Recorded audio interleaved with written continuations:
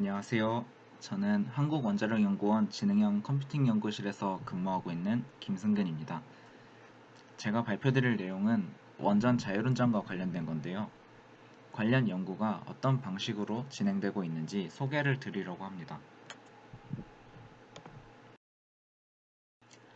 목차는 다음과 같이 준비해 보았습니다. 먼저 강화학습의 개념에 대해 간단히 설명을 드리고 그 다음에 원자력 발전소가 어떤 방식으로 운영되는지 그리고 원자력 발전소에 인공지능이 어떻게 적용되고 있는지를 간단히 정리해 보았습니다. 그 다음에 현재 진행하고 있는 프로젝트 소개를 드리면서 원전 자동화 또는 자율운전이 어떻게 구현되고 있는지 소개를 드리고요. 그 과정에서 강화학습에 기반한 제어 방법론이 어떻게 포함되는지를 강화학습 기반 제어 부분에서 소개해 드리겠습니다. 그리고 마지막에 결론으로 발표를 마치도록 하겠습니다. 자, 그럼 강화학습의 개념부터 간단히 살펴보도록 하겠습니다. 강화학습은 기계학습의 여러 갈래 중 하나라고 볼 수 있는데요. 일반적으로 기계학습을 학습 유형에 따라 나눴을 때 다음과 같이 지도학습, 비지도학습, 그리고 강화학습으로 분류를 하는 경우가 많습니다. 이 외에도 세미 슈퍼바이즈드 러닝이라고 하는 준지도학습이나 이미테이션 러닝이라고 하는 모방학습 등의 종류를 이야기하는 경우도 있지만 일단 크게 나눴을 때는 이렇게 볼 수 있겠고요. 여기서 이제 지도 학습이라는 거는 이제 어떤 문제와 그에 대한 정답을 이제 같이 포함해서 그거를 학습을 하고 이제 이후에 어떤 문제가 주어졌을 때 그것에 대한 정답이 뭐냐를 맞추도록 이제 그런 문제를 해결하는 이제 기계학습의 어떤 유형이라고 볼 수 있겠고, 비지도 학습은 이제 어떤 문제는 있는데 그거에 대한 정답은 딱히 없는 이제 상황에서, 그러니까 레이블이 없는 상황에서 뭐 예를 들면은 어떤 점들이 있을 때 얘네를 너가 한번 적절히 같은 부류끼리 묶어봐라, 이런 식으로 문제를 줬을 때 이제 그에 대해서 이제 어떤 역할을 수행하는 것이 비지도 학습이 되겠습니다. 근데 이제 여기서 강화 학습은 어떤 행동을 취하고 그로부터 경험을 쌓아나가면서 배운다는 약간 또 다른 특성을 가지고 있는데요. 이에 대해서 뒤에 더 이제 자세히 말씀드리도록 하겠습니다. 강화학습 얘기를 할 때 많이 언급되는 게 스키너의 G 실험인데요. 이제 영어로는 스키너스 박스라고 하는데, 먼저 어떤 굶긴 G를 상자에 넣습니다. 근데 이 상자 안에는 레버가 있고 레버를 누르면 먹이가 나옵니다. 하지만 G는 처음에 이제 레버를 눌렀을 때 먹이가 나온다는 사실을 당연히 모르고 있고, 근데 이제 G가 상자 안을 막 돌아다니다가 우연히 레버를 건드리게 되면 먹이가 나오겠죠. 근데 이때 한 번에는 G가 이제 레버를 누르면 먹이가 나온다는 사실을 이제 깨닫지는 못합니다. 그냥 단순히 우연히 돌아다니다가 먹이가 나왔고 그냥 그거 먹을 뿐인데, 그러나 이런 G가 계속해서 이렇게 반복적으로 뭐 우연히 레버를 건드려서 먹이가 나온다라는 것을 이제 지속적으로 겪게 되면 나중에는 이제 결국 G는 레버를 건드리면 먹이가 나온다는 것을 학습하게 된다는 실험입니다. 그래서 강화학습은 이런 동물의 경험을 통한 학습 비전으로부터 영감을 받은 이제 기계학습의 한 갈래라고 볼 수 있겠습니다. 좀 더 정리를 해서 말씀을 드려보자면, 강화학습은 어떤 행동을 하는 주체인 에이전트가 주어진 환경과 상호작용을 하면서 그 과정에서 어떤 보상을 최대화할 수 있는 행동들, 즉 정책을 탐색하는 과정이라 할 수 있겠습니다. 그래서 오른쪽의 그림이 강화학습을 아주 간단하게 도식화를 한 것인데, 어떤 마리오가 행동을 하는 주체라고 하고 그 주변의 어떤 맵을 환경이라고 한다면은 마리오가 어떤 행동을 했을 때 뭐 환경에서 동전이 나온다던가 버섯이 나온다던가 하는 어떤 그 작용이 있겠죠. 그러면은 그것으로부터 이제 마리오가 뭐 동전을 먹으면 어떻게 좋다, 버섯을 먹으면 어떻게 좋다, 또는 뭐 적과 부딪히면은 안 좋다, 뭐 이런 걸 학습해가는 이런 식으로 강화학습이 이루어지게 됩니다. 근데 이제 강화학습 과정에서 탐험과 이용이라는 개념이 등장하는데요. 이제 말 그대로 탐험이라는 것은 어떤 새로운 것을 찾아 나서는 것이고, 이용이라는 것은 기존의 것을 사용하는 건데, 예를 들어서 뭐 음식점에서 밥을 사 먹는 걸 예로 들자면, 탐험이라는 것은 이제 기존에 알고 있던 음식점이 아닌 새로운 음식점을 도전을 해보는 것이라 할 수 있겠고, 이용이라는 것은 기존에 먹어봤던 괜찮은 음식점을 가는 것이 되겠습니다. 그런데 이제 여기서 만약에 탐험만 한다고 하면 상대적으로 맛있는 음식을 먹을 가능성이 적을 것입니다. 맛있는 식당이 그렇게 많지는 않을 수 있겠죠. 하지만 그렇다고 항상 이용만 한다면 항상 먹던 음식만 먹고, 그렇기 때문에 더 맛있는 음식을 찾아낼 수 있는 기회도 없겠죠. 강학습에서도 더 높은 보상을 받으려면 현 시점에서 더 적절하다고 예상되는 행동을 선택을 해야 됩니다. 이러한 예상을 잘 하려면 사전에 충분한 경험을 이제 축적을 해야 되는데, 충분한 경험을 위해서는 지금 당장 다른 행동이 더 적절하다고 판단되더라도 다른 행동을 취해보는 것이 필요할 수 있습니다. 이 때문에 강화학습에서는 탐험과 이용 사이의 밸런스가 중요하다고 이야기를 많이 합니다. 일반적으로 학습 초반에는 탐험을 많이 해보도록 유도하고, 학습이 종료되는 시점에서는 이용을 많이 하도록 만듭니다. 이제 경험을 통해 학습한다는 특징은 일부 분야에서 눈부신 성과를 만들어냈는데요. 특히 딥러닝 기술이 적용되면서 비약적인 발전이 있었습니다. 유명한 고전 게임 중 하나인 벽돌 깨기를 능숙하게 플레이하도록 하기도 했고요. 그로부터 몇 년 후에는 그 유명한 알파고가 등장을 해서 이제 전 세계를 깜짝 놀래켰습니다. 이제 그러니까 사람 중에서 바둑을 가장 잘 둔다는 여러 선수들이 이제 알파고에게 지는 초유의 사태가 발생을 했었고, 더 최근에는 이제 스타크래프트 2라는 게임에서 프로게이머를 이기기까지의 많은 놀라움을 자아냈습니다. 이렇게 강화학습을 적용하려면 고려해야 할 요소들이 있습니다. 먼저 당연히 어떤 강화학습 모델이나 방법론을 이용할 것인지부터 결정을 해야겠죠. 그리고 그 외에도 환경을 어떻게 구축을 할 것인가, 환경을 어떻게 에이전트와 상호작용하도록 할 것인지도 고려를 해야 되고요. 그리고 또 상태와 행동, 보상, 목표 등을 명확히 정해주는 것이 필요한데요. 이에 대한 예시로 아래 표를 준비해 봤습니다. 자, 만약 벽돌 깨기 같은 경우는 이제 목표는 최대한 오랫동안 살아남아서 많은 벽돌을 깨서 최대한 높은 점수에 도달하는 것이 목표가 되겠습니다. 그때 이제 상태는 현재 공이 어디 있는지, 남아있는 벽돌이 어디 있는지, 그리고 공을 쳐내는 막대기가 어디 있는지로 정의해 볼 수 있겠습니다. 그리고 이때 취할 수 있는 행동은 막대기를 왼쪽 또는 오른쪽으로 옮기는 것이 될 수 있겠고, 뭐 경우에 따라서는 그 막대기를 가만히 있는 게 더 좋을 수도 있겠죠. 이런 것들이 행동 후보가 될 수 있겠고, 보상 항목은 점수가 되겠습니다. 점수가 높을수록 게임을 잘한 것이고, 점수가 낮을수록 게임을 못한 것이라고 생각할 수 있으니까요. 알파고가 학습한 바둑의 경우에는 목표는 대국에서 승리를 하는 것이 되겠죠. 상태는 현재 백돌과 흑돌이 어디에 있는지, 그리고 각자가 잡은 돌이 몇 개인지 정도가 될 수 있겠네요. 그리고 이때 취할 수 있는 행동은 바둑판 위에 돌을 두는 건데, 규칙은 지켜야 되니까 규칙에 어긋나지 않는 모든 착수라고 서술해 보았습니다. 보상 항목 같은 경우에는 승패 여부가 아닌 예상되는 승률이라고 했는데, 그 이유는 승패 여부를 보상 항목으로 할 경우 보상이 주어지는 빈도가 너무 낮아지기 때문입니다. 벽돌 깨기 같은 경우는 벽돌을 깰 때마다 점수를 받으니 보상이 자주 주어지지만, 바둑은 그렇지 않기 때문에 승패 여부로만 보상을 결정할 경우 학습이 제대로 진행되지 않습니다. 그래서 각 상황에서 예상되는 승률을 예측하여 이를 보상 항목으로 설정했죠.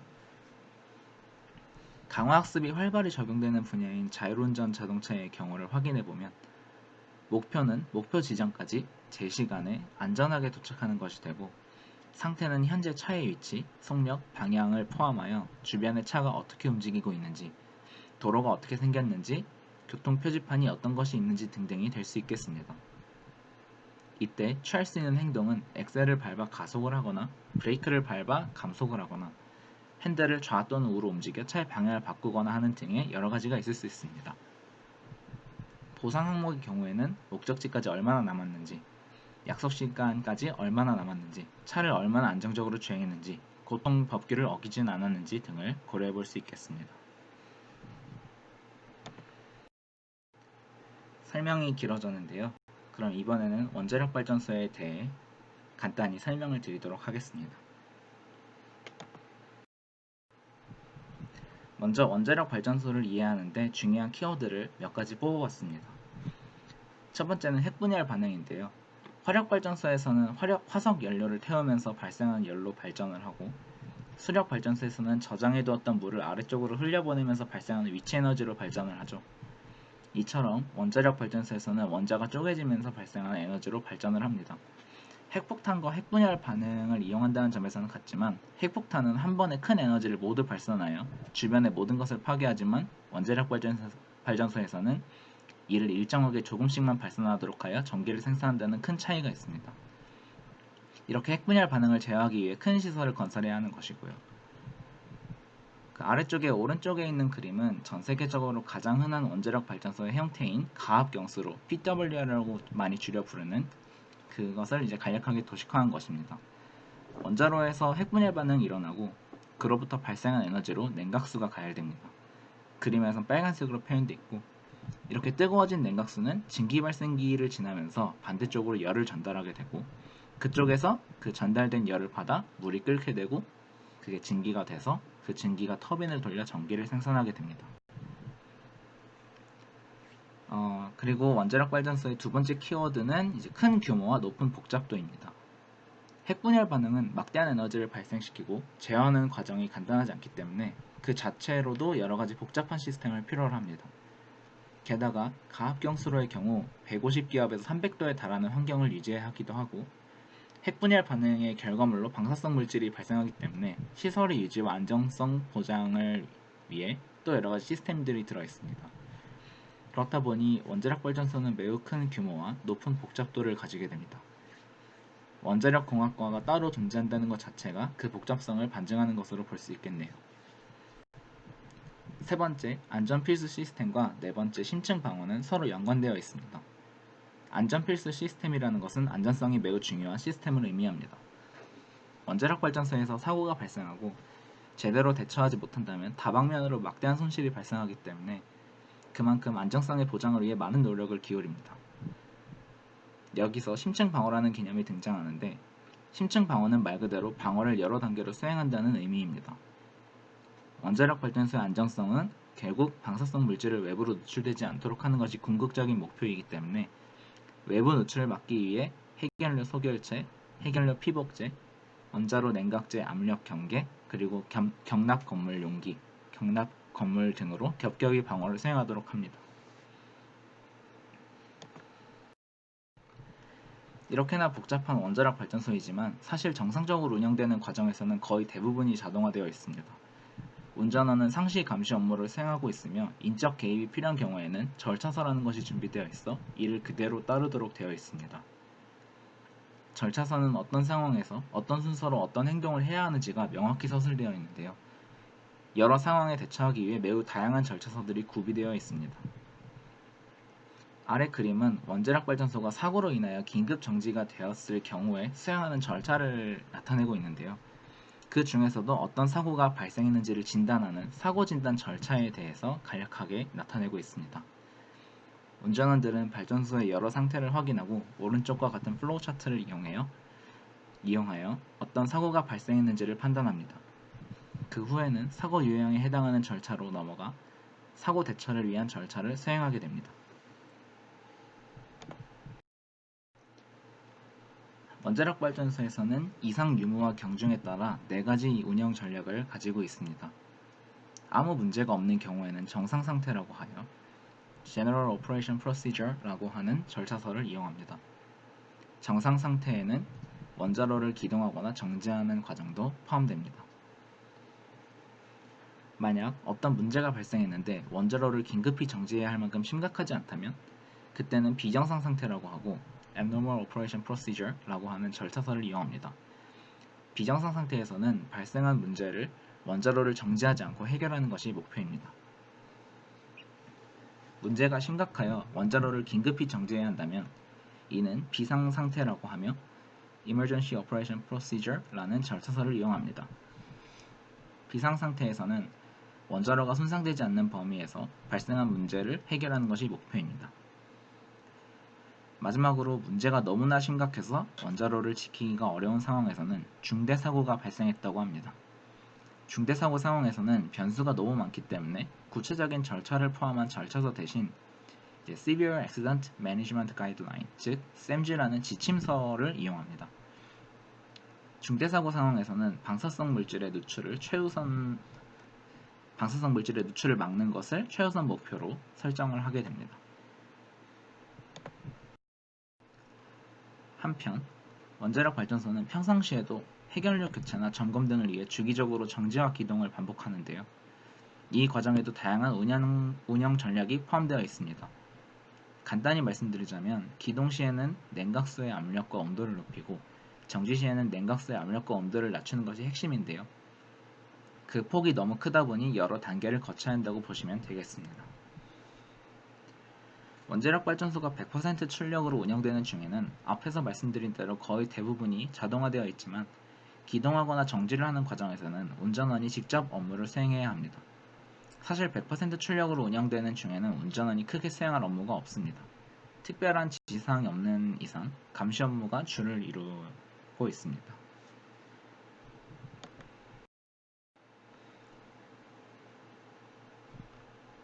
그럼 지금까지 원자력 발전소에 대해 설명을 드렸는데요. 여기서는 원자력 분야의 인공지능이 어떻게 이용될 수 있는지를 간략하게 정리해봤습니다. 원자력공학은 기본적으로 융합 학문입니다. 물리, 화학, 기계, 전자, 재료, 전산 등의 많은 분야가 원자력공학과 관련되어 있죠. 그래서 원자력 분야에서 해결해야 하는 다양한 문제에 인공지능을 적용할 수 있습니다. 사고 진단이나 기기 진단의 분류 모델을 이용하거나 시뮬레이션 가속화의 회귀 모델을 이용하는 것이 대표적인 예가 될 수 있겠네요. 마찬가지로 다른 분야의 인공지능을 적용하는 과정에서 고려해야 하는 문제를 똑같이 고려해야 합니다. 기계학습 방법을 적용하는 것이 적합한지, 데이터를 충분히 확보할 수 있는지, 그리고 데이터를 신뢰할 수 있는지 등을 잘 살펴봐야 합니다. 네, 여기서 제가 원전 운영 최적화, 자동화 및 자율운전 부분을 빨갛게 표시했는데요. 이제 그 부분을 뒤에서 좀 더 자세히 다뤄보도록 하겠습니다. 네, 그럼 지금부터 원전 자율운전과 관련된 연구를 소개해 드리도록 하겠습니다. 먼저 원전을 왜 자동화하고 자율운전을 해야 하는지부터 말씀을 드리자면 원전 운영 시 인적 오류가 원전의 안정성과 효율성에 큰 영향을 미칩니다. 물론 예상 못했던 극한 상황이긴 했지만 후쿠시마 사고 같은 경우에도 대처를 더 잘했다면 문제를 상당히 완화할 수 있었을 것이라는 보고서도 있고 평상시에도 안전성에는 거의 영향이 없다고 하더라도 인적 오류로 인해 경제적 손실을 보는 경우가 종종 발생합니다. 그래서 이제 인적 오류를 줄이기 위해서 인공지능을 기술을 적용해서 운전원의 운전을 지원하는 시스템을 개발하거나 자동화 및 자율운전 기술을 적용함으로써 이제 인적 오류를 원천적으로 이제 차단하려는 노력이 지속이 되어 왔습니다.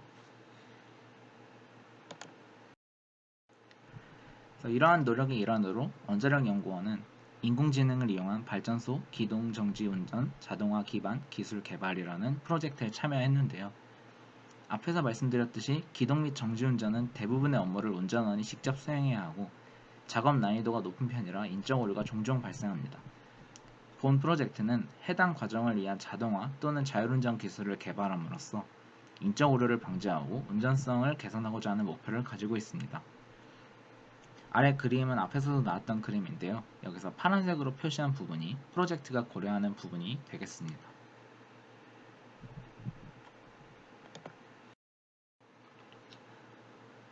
본 프로젝트를 위해서 가장 먼저 수행한 일은 절차서를 분석하는 것입니다.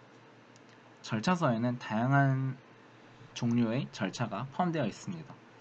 단순히 어떤 변수를 확인하고 넘어가는 절차도 있는 반면 다른 절차서를 또 참고해서 복잡한 업무를 수행하거나 지속적인 감시와 제어가 필요한 절차도 있는데요.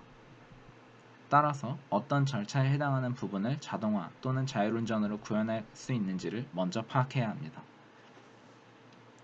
원전 기동 시에는 기동 절차서, 정지 시에는 정지 절차서를 이용하기 때문에 이들 절차서에 포함된 절차를 특성에 따라 단순 규칙, 수동 입력, 전문가 규칙, 그리고 제어 규칙으로 분류를 했습니다.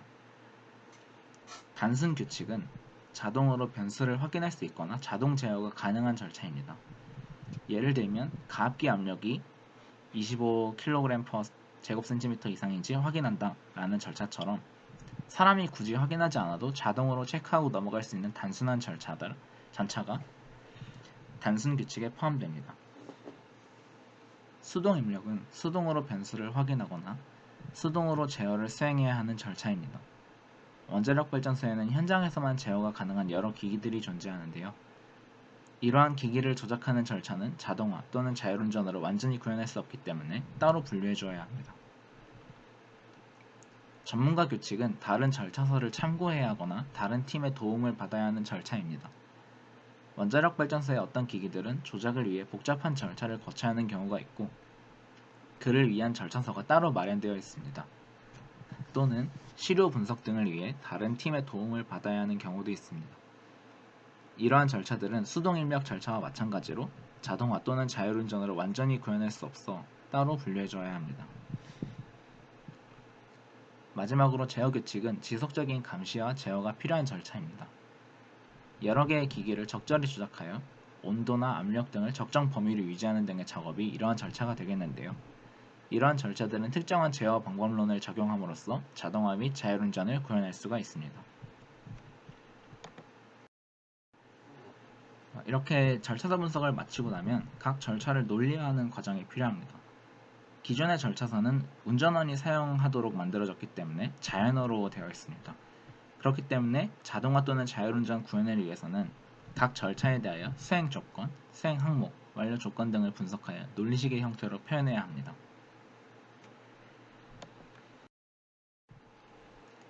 이렇게 논리화까지 완료되면 단순 규칙, 수동 입력, 전문가 규칙에 대해서는 논리화된 절차를 자동화할 수 있습니다. 물론 수동 입력과 전문가 규칙은 앞에서 완전히 자동화할 수는 없다고 말씀드렸지만 일부는 자동화할 수 있겠죠. 그리고 이들 절차에 대해서는 복잡한 알고리즘을 적용할 필요 없이 조건문만 잘 작성해주면 됩니다. 한편 제어 규칙은 앞에서 말씀드린 것처럼 제어 방법론을 적용해 주어야 하는데요. 본 프로젝트에서는 고전적 제어 방법론 중 PID 제어와 인공지능 기술에 기반한 강화학습 기반 제어 방법론을 고려했습니다. PID 제어는 고전적 제어 방법론으로서 상당히 안정적으로 좋은 성능을 보여주며 널리 적용되고 있습니다. 추가적으로 수학적으로 명확히 정의되기 때문에 어떤 방식으로 제어가 되는지 확인할 수 있다는 장점도 있습니다. 현재 원자력 발전소의 많은 기기도 PID 제어 방법론에 기반하여 제어가 이루어지고 있습니다. 하지만 증기 발생기 수위 제어 같은 일부 문제에 대해 제어가 잘 이루어지지 않는다는 문제가 있고 최적화가 잘 이루어지지 않으면 오버슛 같은 문제가 발생할 수 있다는 단점이 있습니다. 강화학습 기반 제어 방법론 같은 경우 알파고 등의 성공 사례로부터 복잡한 최적화 문제를 해결할 수 있지 않을까 하는 기대감이 많이 작용하고 있습니다. 잠재력이 꽤 크다고 생각되지만 현재로서는 제어 메커니즘을 확인하기 어렵다는 점, 모델 개발 과정이 까다롭다는 점, 그리고 모델 성능이 보장되지 않는다는 점에서 여러 난제가 산재해 있습니다. 이러한 점에 착안하여 본 프로젝트에서는 기본적으로 PID 제어 방법론에 기반하여 자동화를 구현하되 강화학습 기반 제어 방법론도 실험적으로 적용하여 투트랙으로 프로젝트를 진행했습니다.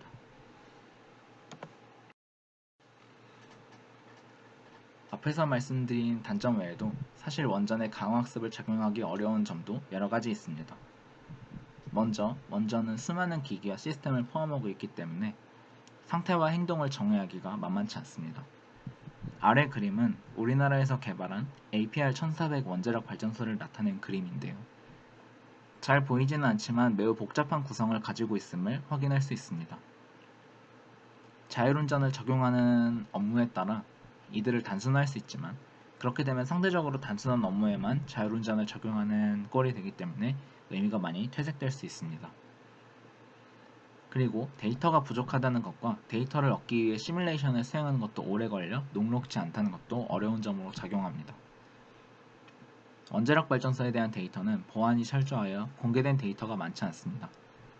따라서 많은 연구에서 시뮬레이션을 애용하는데 워낙 복잡한 시스템이다 보니 시뮬레이션에도 많은 시간이 소요됩니다. 강화학습을 적용하기 위해선 많은 수의 시뮬레이션이 필요한데 이러한 특징으로 인해 연구를 수행하기 다소 힘듭니다. 이미 대부분의 경우에 대해 준비되어 있는 절차서도 어려운 점으로 작용합니다. 일반적으로 강화학습은 바둑이나 자율운전 자동차와 같이 행동과 목표 달성 사이 인과관계가 복잡한 경우에 많이 적용되는데 원전의 경우에는 절차사의 존재로 인해 행동과 목표 달성 사이 인과관계가 명확히 밝혀져 있는 경우가 많습니다. 강화학습 적용 자체의 어려운 점이라기보다는 강화학습을 왜 적용해야 하는가라는 의문을 제기하는 문제라고 볼 수 있겠는데요. 여기에 더하여 안정성을 극도로 중시하는 보수적인 환경 덕분에 강화학습 기반 제어 방법론과 같이 제어 메커니즘을 확인하기 어려운 방법론을 가능한 배척하려고 하는 경향성도 어려운 점으로 작용할 수 있습니다.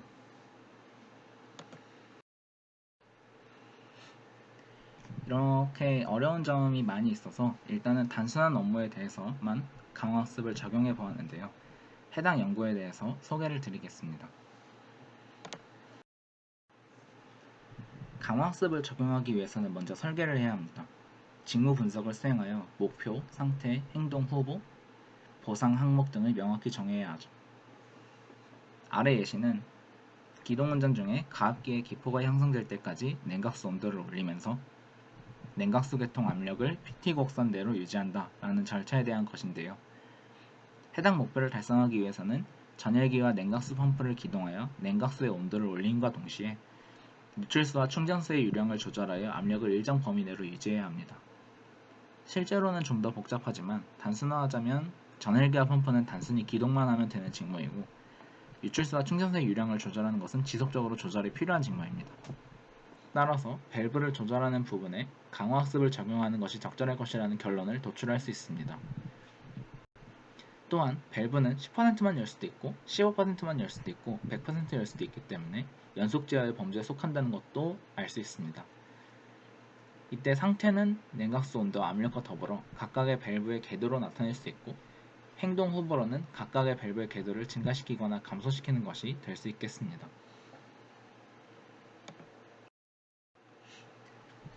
여기 보이는 그림이 앞에서 말씀드린 PT 곡선인데요.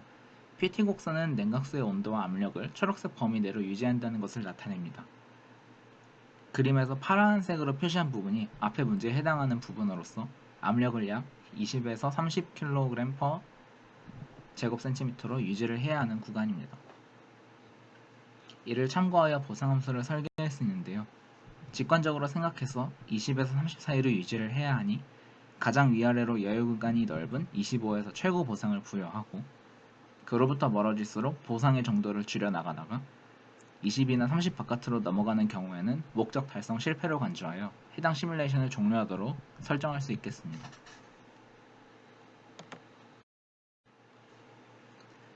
이런 식으로 강화학습의 기초적인 설계를 마치면 어떤 강화학습 모델을 적용할지를 결정해야 합니다. 여기서 자세히 설명하진 않겠지만 강화학습은 크게 가치 기반 강화학습, 정책 기반 강화학습, 그리고 액터 크리틱 기반 강화학습으로 분류할 수 있는데요. 해당 연구에서는 액터 크리틱 기반 강화학습 방법론의 일종인 A3C 방법을 적용했습니다. A3C는 Asynchronous Advantage Actor Critic을 나타내는데 간단히 말씀드리면 하나의 주 에이전트를 다수의 하위 에이전트의 경험으로부터 학습시키는 방법입니다. 학습이 완료되면 주 에이전트만을 이용하게 되는데 학습 과정에서 독자적으로 행동하는 다수의 하위 에이전트를 이용함으로써 보다 다양한 경험을 수집할 수 있고 효율적인 학습을 수행할 수 있는 방법론입니다.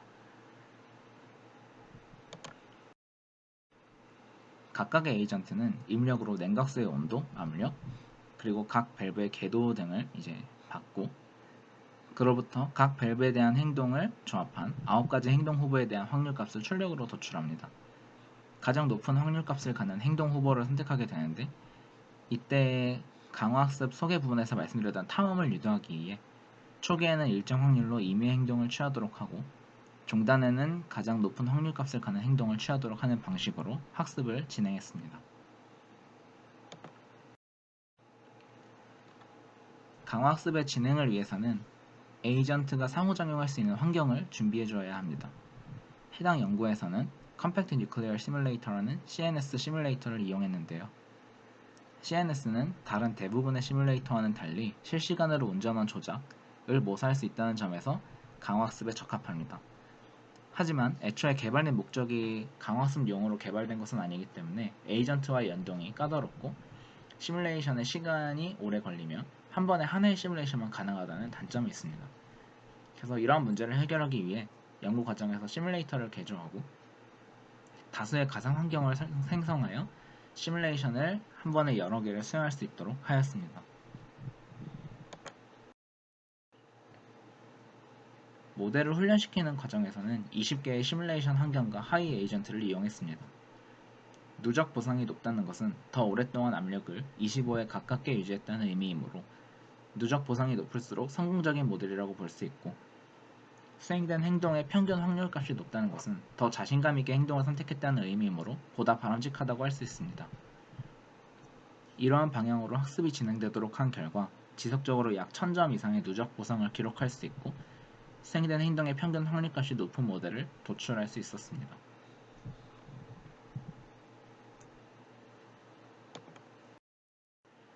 최종적으로 우수한 성능을 보인 모델을 선정하여 검증을 수행하였는데, 아래 그래프처럼 압력을 안정적으로 제어하며 가압기 기포를 생성하는 데 성공했습니다.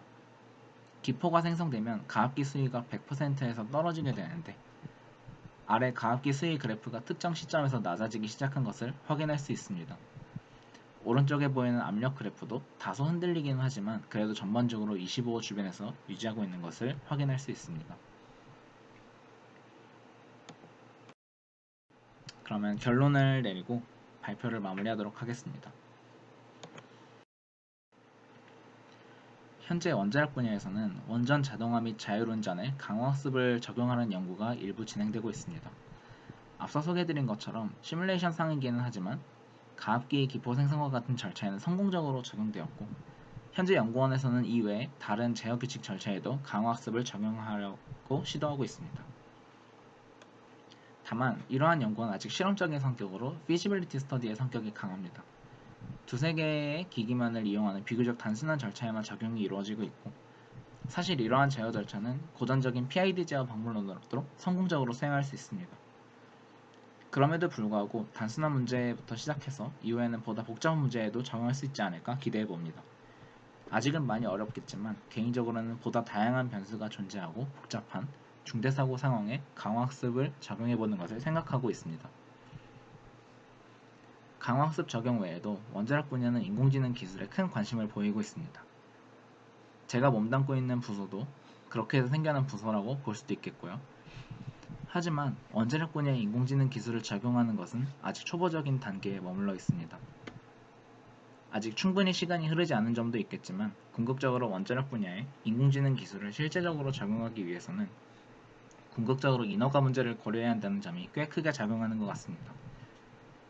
불확실성이 아직은 너무 높은 인공지능 기술을 원자력 분야에 적용하기에는 아무래도 좀 어려운 점이 있고, 이 때문에 회의적인 시각을 가지고 계신 분들도 많이 있습니다.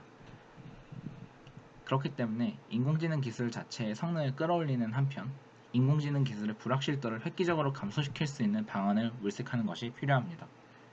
이러한 노력의 일환으로서 Explainable AI 적용과 관련된 연구도 지속적으로 수행되어야 할 것이라 생각합니다. 네, 이것으로 발표 마치도록 하겠습니다. 들어주셔서 감사합니다.